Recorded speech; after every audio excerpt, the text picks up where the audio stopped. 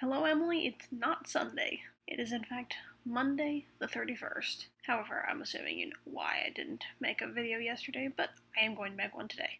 And also, I think I might switch my day to Saturday. I'm not really sure, but I think I might start doing that.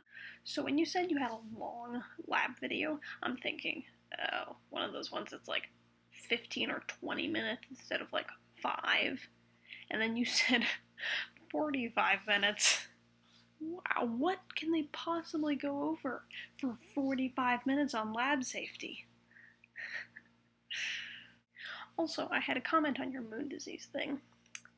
There might not be any diseases on the moon now, but every time we go there, I think we have the risk of bringing a disease.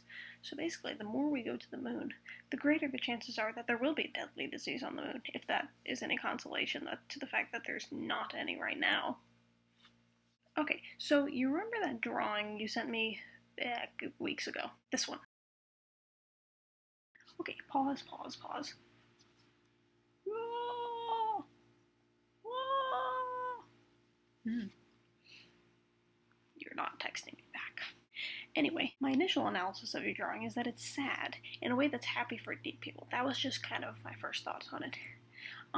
But you know how sometimes, like, when you're writing a paper that's supposed to be, like, on literature or something that's supposed to be fluffy and flowy and everything, it really helps if you're kind of exhausted and then things just kind of come out. And sometimes you read them again in the morning and it's just like, whoa, what is that? But if being exhausted makes you more creative with your writing, then this is what vet school has done to me. First, I like to focus on one of the hallmarks of your artistic style. Common in all your pictures is that all your pencil strokes are uniform and somewhat elongated. The way the lines all go in nearly the same kind of smeared direction imparts the passage of time. But it's not extremely fast like today's culture. It actually emphasizes slow passage of time, in my opinion, as what we might think of in the cultures of years gone by, which gives every picture a highly nostalgic quality. As one glances on the art, one can feel time slowing so that the piece draws the viewer into the moment, something that good technique alone cannot capture, and an indispensable part of any inspiring work. Now, the forest is faded in the background. Not only does this give depth to the picture, but it also gives a slight feeling of cloudiness, like a rainy day or a dimly lit forest after sunset. However, the style of the fox and the bird, which is reminiscent of children's literature illustrations, brings a lighter mood to the picture that gives a feeling of hope, like the rainbow of a cloudy day, or a ray of light in a sheltered forest.